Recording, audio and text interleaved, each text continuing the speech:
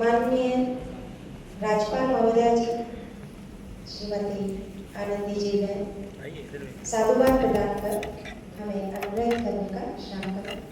माननीय राज्यपाल महोदया जी।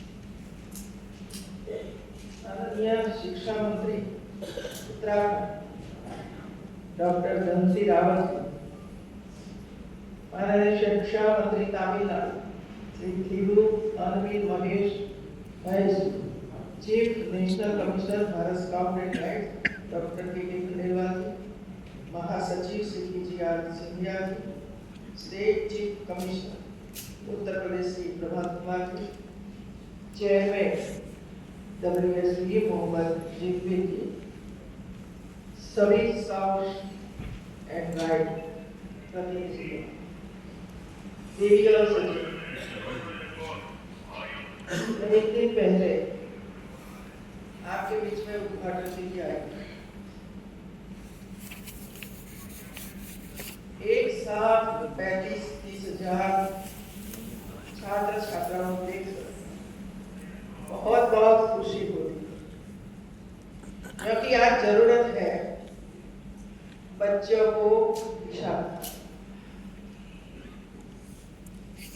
और एक काम इसी तरह होगा तो मुझे लगता है कि जो हमारे भविष्य और हमारे प्रधानमंत्री जो चाहते हैं विकसित भारत बना। भारत एक ऐसा देश है जिसके पास 35 से कम उम्र वाले 65% बच्चे हैं। 65% बच्चे हैं हमारे पास, छोटी उम्र वाले। पूरे दुनिया को देखो, कहीं नहीं, जापान को देखो, अमेरिका को देखो, ऑस्ट्रेलिया को देखो, इसको देखो, इसको देखो। कई लोग तो प्रयास ही कर रहे हैं, इधर आओ, पढ़ाई हम करेंगे, पैसा हम खर्च करेंगे, बच्चे पैदा करो और हमारे देश को देखो। ये स्थिति बनी हुई है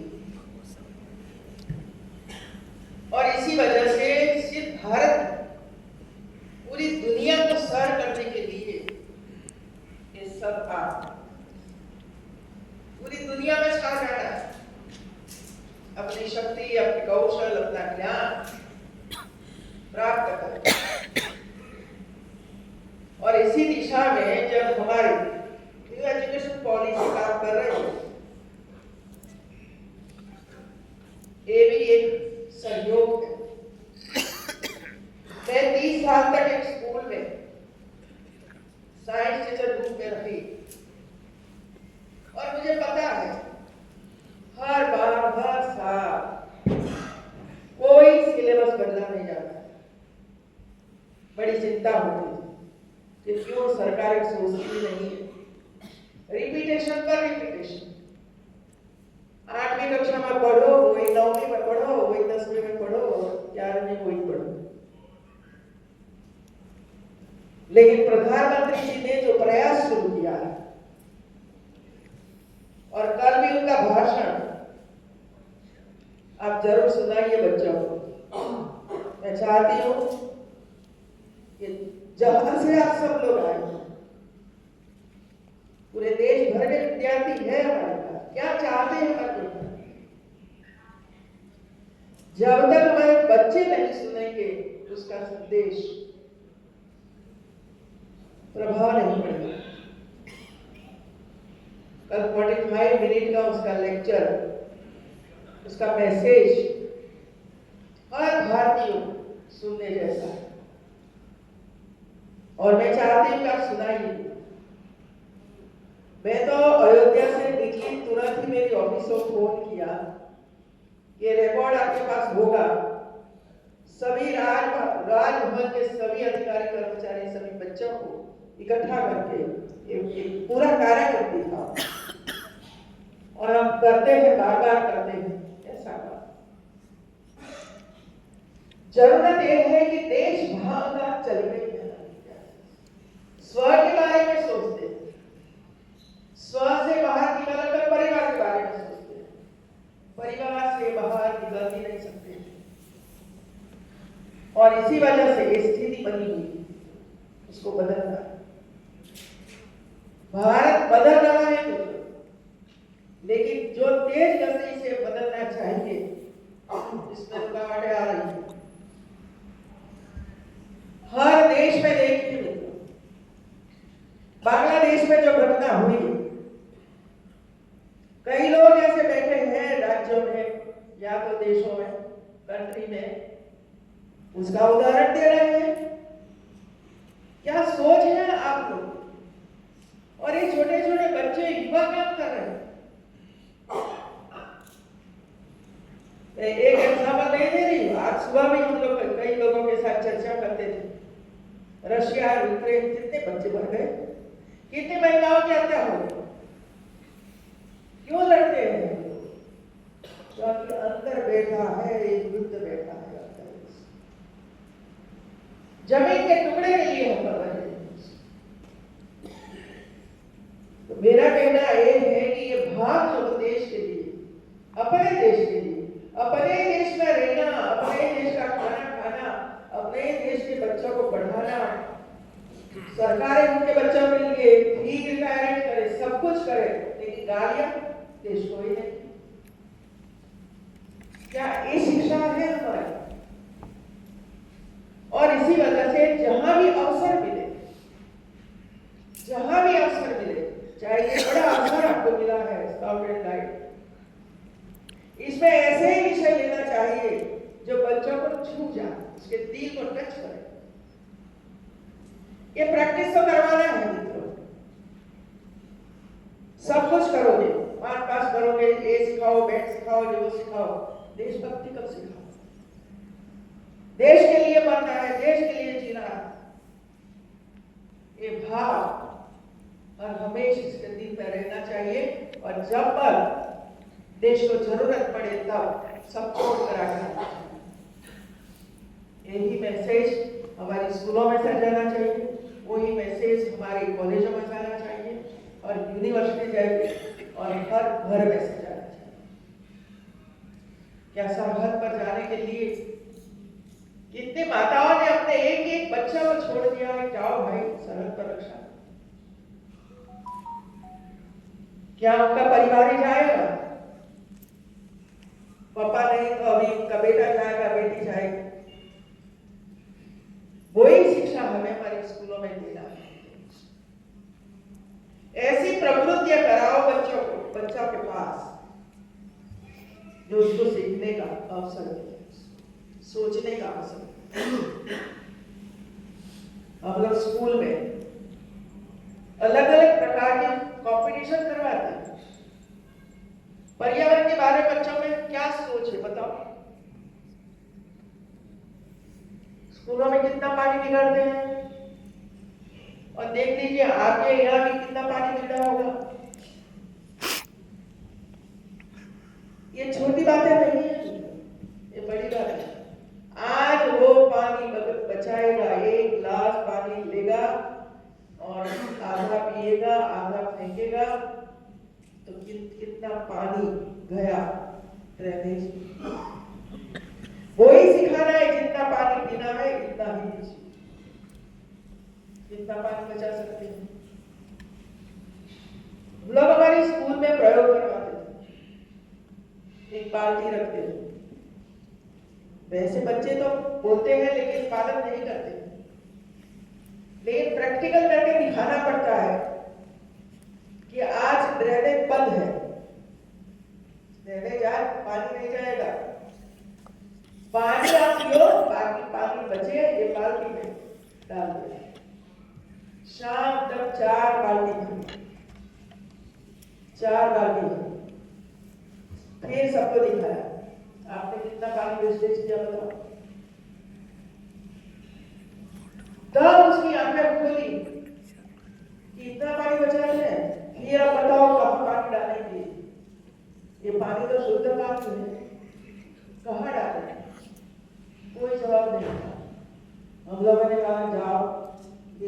जाओ और जहाँ जहाँ पौधा लगाया है वहां जाकर पानी डालो इसमें। तब उनको पता चला कि ये छोटी बातें नहीं है, ये बड़ी बातें हैं। आज वो पानी बचाएगी तो परिवार पानी बचाएगा, एक परिवार बचाएगा दूसरा परिवार आएगा। ऐसे करते करते ये छोटी चीजें अंदर उतारेंगे तो आगे जाकर वो सबके लिए सोचेगा कि मुझे पानी बचाने के लिए देश के लिए क्या करना चाहिए। ऐसे पर्यावरण, ऐसे पौधा लगाओ। एक एक योजना के पीछे उद्देश्य देखिए। प्रधानमंत्री जी ने 2 साल पहले कहा माँ के नाम पेड़, माँ के नाम पेड़। मुझे इतना असरकारक लगा कि माँ को तो याद किया और माँ को तो सम्मान ही नहीं देते हैं घर में। ये माँ के नाम से पेड़ लगाना, माँ के प्रति सम्मान जताना और उनके नाम से लगा हुआ पेड़ बचे बड़ा हो छाए दे, ये सोच इतनी गहरी सोच है। अब देखिए मैं हर बार जाती हूँ राज्य सरकार का कार्यक्रम आता है तो 2 साल पहली बार जब माँ के नाम पेड़ लगाना तो मैंने पसंद किया सीतापुर डिस्ट्रिक्ट, क्योंकि मैंने पढ़ा कि कहाँ हो रहा स्थान कौन सा, तो स्थान था कैंट का, जहां सेना के लोग रहते हैं। सेना का आवास भी है, वहां ट्रेनिंग वगैरह होती रहती है। तो मुझे बहुत अच्छा लगा कि चलिए सेना का है, जरा अच्छा प्रबंध किया होगा और मैं जाऊं। पहले से मैंने कह दिया था कि बच्चों 1000 पेड़ लगाना है तो 1000 बच्चे उपस्थित रहना चाहिए और हर बच्चे के हाथ में पेड़ होना चाहिए और इसके माँ के नाम से तख्ती होनी चाहिए। मैं कोई प्रवचन करने वाली नहीं, सब बच्चों को पौधा लगा महत्व। मैं गई, हमारे सभी अधिकारी उपस्थित थे, लेकिन 5-25 पौधा लगाने के बाद मैंने सोचा चलो अब मैं अंदर जाऊं जहां बच्चे पौधा लगाए। जैसे ही आगे बढ़ी कोई खड्डा सही खोला, बच्चे अपने हाथ से खड्डा खोद रहे थे ऐसे। मैं नाराज, मैं सही बताती हूँ। फिर मैंने बच्चों को कहा हमें खड्डा नहीं खोदना है, अब नहीं खोद पाओगे क्योंकि मिट्टी इतनी चिकनी है। फिर बच्चों को पूछा कहाँ से आते हो, क्या नाम है, क्या करते हैं, सब कुछ। बस सेना के अधिकारी, मैं क्रिटिका नहीं करती हूँ। कार्यक्रम था माँ के सम्मान के नाम। कोई सबने पौधा तो लगाया लेकिन माँ का नाम कहीं नहीं। मैंने पूछा माँ का नाम क्या है, उन्होंने मुझे बताया गंगा देवी। इतना अच्छा नाम गंगा देवी, और आप तफसील बनाकर नहीं लाए अपनी माँ का। आपको सेना का भाव दिया, भेजा देश की सरहद करने के लिए। फिर मैं वापस आई, मेरी नाराजगी मैंने व्यक्त की। मैंने पहला कहा था कि मैं भाषण नहीं करूं, लेकिन अब अभी करूंगा। जिसकी जो ड्यूटी है वो ड्यूटी आपको करनी ही पड़ेगी, चाहे फॉरेस्ट ऑफिसर हो, चाहे डीएम हो, चाहे कोई भी। फिर मैं चली गया, लेकिन ये जब डांट पड़ी है और रात को 8:30 बजे मुझे मैसेज भेजा कि हम लोगों ने सब कुछ काम कर लिया, सब पौधा लगा दिया। वीडियो मैसेज भेजा, सब मैंने देखा। इतना बढ़िया लगता था, हर पेड़ पेड़ के पास माता का नाम, जो काम सुबह में होने वाला था वो काम डांट पड़ने के बाद रात को 8:30 बजे हुआ, वायरल हुआ। कई लोगों ने मुझे कहा कि आपने यहाँ एक कहा है, मैंने कहा क्या मैं नहीं चाहिए, नहीं तो ना बोलो कि भाई मत करो, हमें नहीं करना है। लेकिन इम्पोर्टेंट क्या है हम समझ नहीं पाए। फिर 1 साल के बाद, 1 साल भी नहीं हुआ, एक कार्यक्रम में सीतापुर जा रही थी, तो पहले से मैंने मैसेज भेजा, मैंने जहां प्लांटेशन करवाया था वहां मुझे लिखने के लिए जाना है कि पेड़ की स्थिति क्या है। तो पूरा कार्यक्रम करने के बाद मैं वहां पहुंची और इतने सुंदर पेड़ बड़े हुए थे, बोर्ड भी लगा हुआ था। 8-10 महीने के बाद भी बोर्ड वैसे ही स्थिति में था। वो ही अधिकारी मेरे साथ थे। मैंने कहा यदि ऐसा ही पहले कर दिया होता तो मैंने सॉरी, हम समझ नहीं पाए कि हम बाद में कर देंगे, बाद में कर देंगे। अरे बच्चे आ रहे, उसको एक संदेश देना है कि आपका काम है, आपकी माँ का सम्मान करना है, माँ के नाम में पेड़ लगाना चाहते हैं और ये संदेश आप समझ नहीं पाए।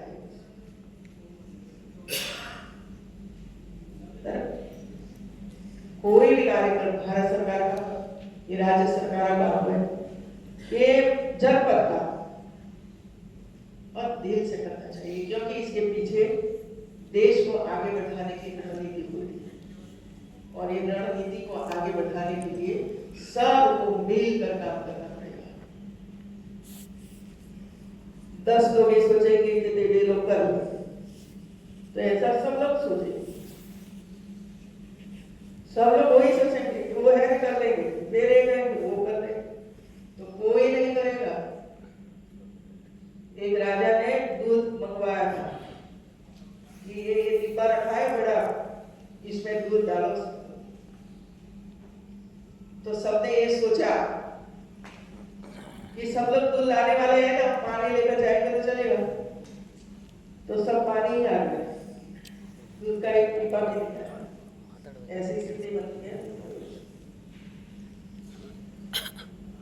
मैंने विषय इसी वजह करना कि मैं आपके यहाँ आई थी और मुझे कहना था कि उसी समय मैंने बोल दिया था और मैं रिपीटेशन करना नहीं चाहता। जब हमारी राष्ट्रपति मुर्मू जी आएगी तब भी मुझे आना है, उसी समय मुझे 2 मिनट 3 मिनट बोलना है, कुछ बोलना है, मैं बोल दूंगा। लेकिन मुझे लगा कि मुझे विषय देने की आवश्यकता है और इतने बड़ी संख्या में जब बच्चे इधर आते तो कुछ मैसेज लेकर जाए, और ये मैसेज मतलब देश विकसित कैसे बने उस पर सोचना। ऐसी प्रवृत्तियों करवाना बच्चों के पास, उसको लगेगा हाँ यही उपयोगी चीजें हैं जो हमें देश को आगे ले जा सकते हैं। पढ़ाई, बच्चों की पढ़ाई, बच्चियों की खास करके पढ़ाई, लेकिन आज चिंता का विषय मेरे लिए भी है। उत्तर प्रदेश में 31 यूनिवर्सिटी है सरकार की, गवर्नमेंट की। सभी में दीक्षांत समारोह में कॉन्वोकेशन में जाती 100 अवार्ड देना है, इसमें 80 अवार्ड सिर्फ न सिर्फ बेटियां ले जाती हैं। खुशी होती है मुझे, लेकिन इसके साथ साथ चिंता भी होती है कि बेटे आपने क्या करते हैं। 80% बेटियां ले जाती है अवार्ड, तो बेटे क्या कर रहे हैं, इम्बैलेंस कितना होगा। तो ये भी एक चिंता का विषय सभी स्थानों पर जहां भी नहीं जाते हैं और पूछते हैं किसान स्थिति है तो एक है, हमारे यहाँ की एक स्थिति।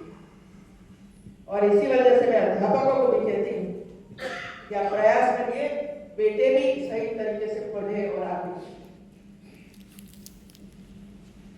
ये बहुत ही जरूरी होता है। कहीं भी इम्बैलेंस कहीं भी नहीं होना चाहिए। खेल की दुनिया में देखो तो वहां का वही स्थिति है। काम के लिए आगे आना है, इसमें भी वही स्थिति है। चारित्र निर्माण सबका होना चाहिए। इसमें हमारी कमियां होगी तो ये दूर करने का प्रयास सबको करना चाहिए, क्योंकि इधर जो स्टूडेंट्स हैं सब स्कूलों में से आए, स्कूल में पढ़ाने वाले हमारे टीचर भी, और हमारे टीचर का आचार विचार अच्छा नहीं होगा तो इसकी इफेक्ट बच्चों पर पड़ती है। कैसी कैसी घटनाएं स्कूलों में, कॉलेजों में, यूनिवर्सिटियों में हो रही है, मुझे भी इधर देखने को मिलता है, कई फरियादें इधर भी आती है। तो हमारी ये ड्यूटी है कि हमारे हर स्टूडेंट्स चाहे कहीं पढ़ते हैं, जिम्मेदार लोग, उसकी नजर सबके पर होनी चाहिए, क्या कहाँ क्या होगा। मित्रों, मैं तो एजुकेशन में काम कर रही हूँ, सोशल वर्क कर रही हूँ। क्या जरूरत है स्कूलों में बच्चों के सीखने के लिए, और जब CSR इतना ज्यादा है हमारे पास, इतनी इंडस्ट्री से, इतनी बैंक है जिसके पास पैसे पड़े हुए, वो चाहते हैं कि कोई प्रोजेक्ट लेकर हमारे पास आए और हम उसको दे स्कूलों में, कॉलेजों में, यूनिवर्सिटी में, कहीं ना कहीं। लेकिन मेहनत कौन करे, मेहनत कौन करे? तो हम लोगों ने अभियान चलाया, पहला अभियान मैंने चलाया टीबी मुक्त भारत। सिर्फ न सिर्फ टीबी मुक्त भारत, और पिछले 5 साल से लगातार मार्गदर्शन के रूप में मैं काम कर रही हूँ, और प्रजा का सहयोग से बोला है सब, सरकार का कहीं भी मैंने उपयोग नहीं किया, और ये प्रयास के कारण आज 4 लाख पेशेंट टीबी में से बाहर निकाले हैं। टीबी में राजभवन में हम लोग 71 पीएम को जब निर्णायक कर दिया, फिर 72 लिया, फिर 73 लिया, इस साल हम लोगों ने 75 पेशेंट लिए, राजभवन ने लिए। खर्च राजभवन नहीं करता है, हम खुद करते हैं। एक अधिकारी ने एक पेशेंट को एडॉप्ट किया और उसको खाना जो हमने तय किया वो भेजते हैं। दूसरा काम हम लोगों ने शुरू किया आंगनबाड़ी का। मेरा मंत्र है KG to PG, Kinder garden से पोस्ट ग्रेजुएट तक एक चैनल होनी चाहिए। सबको चिंता होनी चाहिए, यूनिवर्सिटी वालों को KG की चिंता होनी चाहिए, और KG वालों को चिंता होनी चाहिए आगे बच्चे कक्षा 1 में दाखिल हो, कक्षा 1 में से 2 में दाखिल हो। सबको पता होना चाहिए कि हमारी ड्यूटी है, कोई बच्चा चले न जाए विदाउट एडमिशन, ये हमारा काम है। हर यूनिवर्सिटी में मैंने कंपलसरी किया है कि 5 गांव गोद लेना है आपको, और गांव में जाकर काम करना है। क्या काम करोगे? राज्य और केंद्र सरकार की योजनाओं जिसको भी नहीं मिली है उसको दिलवाइए, और कर रहे हैं। स्कूलों में जाइए, आंगनबाड़ी में जाइए, और वह बच्चों को सिखाइए स्वच्छता की बुक्स लेकर जाइए, अपना जन्मदिन वहां सेलिब्रेट करिए, कुछ लेकर जाइए बच्चों के लिए, और अच्छा लगता है बच्चों खुश होते हैं, इतना ही नहीं पहुंचते हैं। यूनिवर्सिटी को एक काम, आंगनबाड़ी में आने के लिए बच्चे तैयार नहीं है, ताकि मैंने गुजरात में भी ये काम किया था, मुझे पता है माँ भेजने के लिए तैयार नहीं है, क्योंकि वहाँ कुछ बैठने की व्यवस्था नहीं, खाने की व्यवस्था नहीं है, हम क्यों भेजेंगे? तो बच्चों के लिए चेयर होनी चाहिए, लिखने के लिए टेबल होना चाहिए, और साइकिल वगैरह होना चाहिए, और भी चीजें होनी चाहिए जो बच्चों का मेंटली डेवलपमेंट हो। कुछ न कुछ नई चीजें बनाए, अच्छा खाने के लिए प्लेट वगैरह होना चाहिए, और ऐसी एक किट हम लोगों ने तय कर ली, और ऐसी 30,000 रुपए की किट आती है, और हम जब चाहते हैं तब DM को जोड़कर यूनिवर्सिटी के माध्यम से उसको दिया जाता है। और अभी तक 50,000 आंगनबाड़ी को हम लोगों ने 30,000 की किट सुनिए कितना कैसे। अभी अभियान पूरा चालू है। जब तक मैं रहूंगी इधर राज्यपाल के रूप में, तब तक मेरा काम रहेगा। दूसरा काम चल रहा है HPV वैक्सीन। आपको भी मैं बता दूं मित्रों, 9 से 14 या 15 साल की उम्र वाली बेटियों को यदि हम HPV वैक्सीन दिलवा देते हैं तो कैंसर नहीं होगा। ये वैक्सीन है, लेकिन परिवार ये कहता है कि तो महंगी है, 1000 रुपया एक का, एक वैक्सीन का 1000 रुपया। लेकिन हम दारू पी जाते हैं, दारू पीछे खर्च करते हैं, लेकिन एक बेटी को बचाने के लिए 1000 रुपया खर्च हम नहीं कर सकते। ये दुर्दशा है हमारे परिवारों में। ये अभियान पूरा चल रहा है, लोग आगे आ रहे हैं पैसे देने के लिए, बच्चों के एडप्ट करके। मैंने राजभवन में सभी बच्चों को दिलवा दिया, 1 रुपया नहीं लिया लोगों के पास। लोग तैयार हैं देने के लिए, इंडस्ट्रीज तैयार है देने के लिए, लेकिन वहां तक पहुंचने की जरूरत होती है, बताने की जरूरत है। और लगभग 50,000 से ज्यादा बच्चियों को हम लोगों ने 2 डोज दिलवा दिया और अभियान चालू है।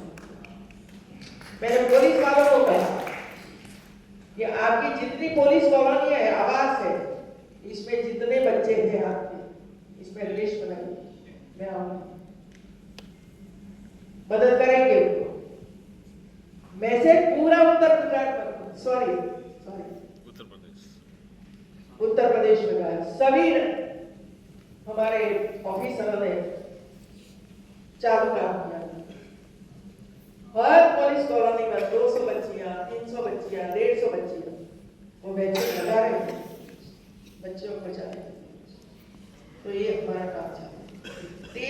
इससे आगे एक स्कूल है हमारे यहाँ जो 8वीं तक चलती है। हम लोगों ने प्रयास किया एक मॉडल स्कूल बनाएंगे जिसमें सभी सुविधा होनी चाहिए और 12वीं कक्षा तक ये स्कूल आगे बढ़े, इसके लिए प्रयास होना चाहिए। सरकार के पास भेजे और 10वीं कक्षा तक मिल गई। अभी उनके लिए हम लोग प्रयास कर रहे हैं। कंप्यूटर दिया है, वे सीख रहे हैं, स्मार्ट क्लास बनाया है, सीख रहे हैं, बैंड बजाते हैं बच्चे। स्टूडेंट पुलिस कैडेट शुरू किया और परसों में आई तो मैंने कहा कि हमारे 200 बच्चे हैं, उनको स्काउट एंड गाइड एक स्टाफ शुरू करो।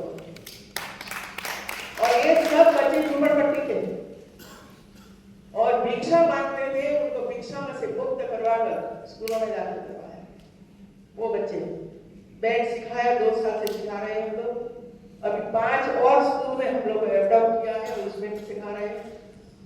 5 स्कूल में स्मार्ट क्लास दिलवा रहे हैं, बैंकों के माध्यम से कंप्यूटर दिलवा रहे हैं, बैंड दिलवाया और अभी सिखा रहे हैं। कौन सिखा रहा है?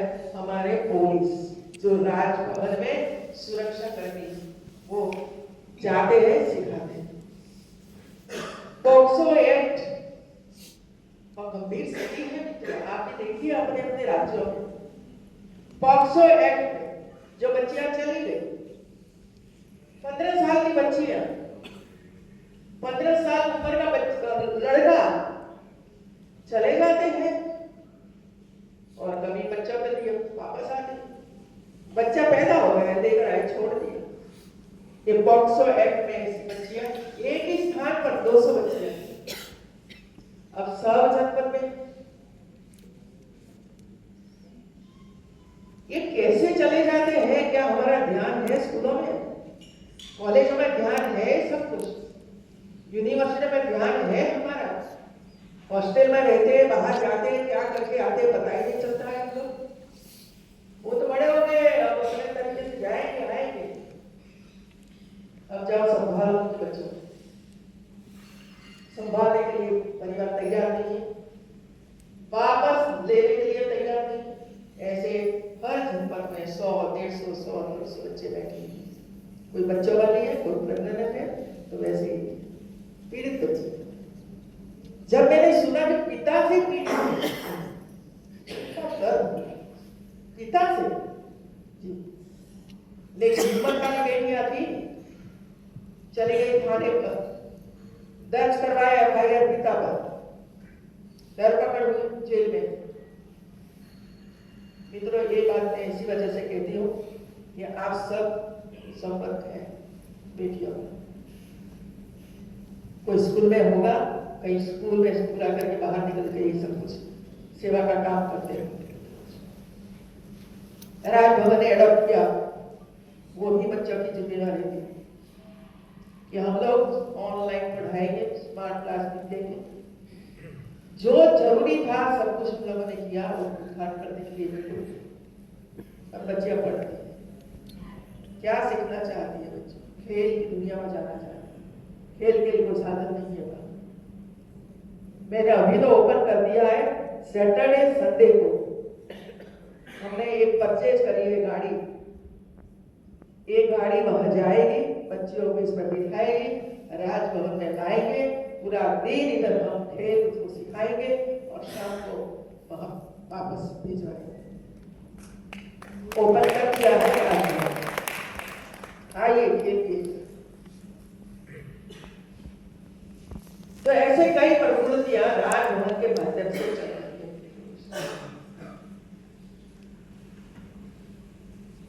बाकी जो कुलाधिपति के नाते जो काम करना है तो हम करेंगे। हमारी वर्ल्ड यूनिवर्सिटी बनी हुई है, पहले कुछ नहीं था, वही स्टाफ था, सिर्फ वीसी बदले। अभी मैंने सुना कि होनहार वीसी इधर है, वीसी बदले।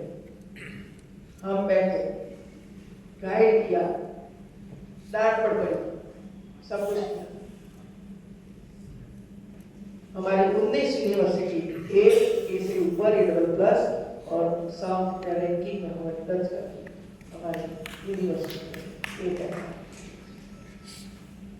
आप सबको मैं इस वजह से बधाई देती हूँ और ये बातें आपके सामने मैंने रखी है कि इस दृष्टि से हमारी बच्चियों को बचाएंगे। ऐसे लोग बैठे हैं समाज में, सोसाइटी में, जो इसकी पूरी नजर पर है और हमारे बच्चे समझ नहीं पाते हैं, उसको पीछे पीछे चल जाए और आखिर में बदनाम होकर वापस आए और फिर एक बंद कमरे में सालों तक रहते हैं। बंद कमरे ये हमारे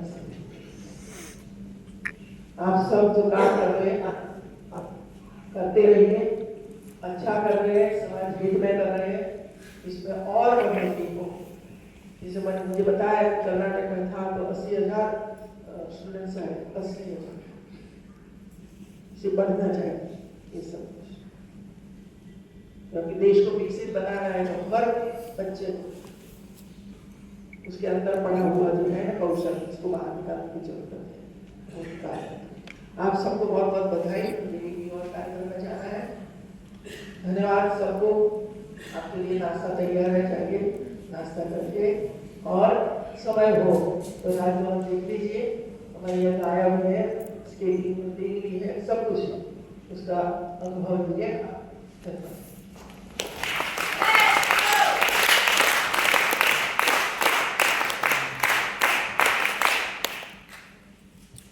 बहुत बहुत धन्यवाद। साधुवाद प्रदान करने के लिए हम सौभाग्यशाली हैं कि आपका साधुवाद प्राप्त हुआ। पुरस्कार वितरण की कड़ी है।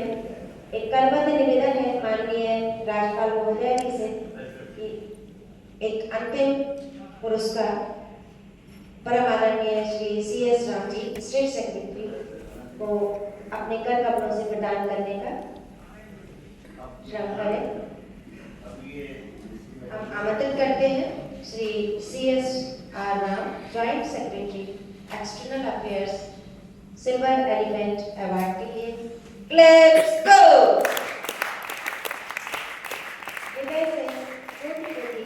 धन्यवाद।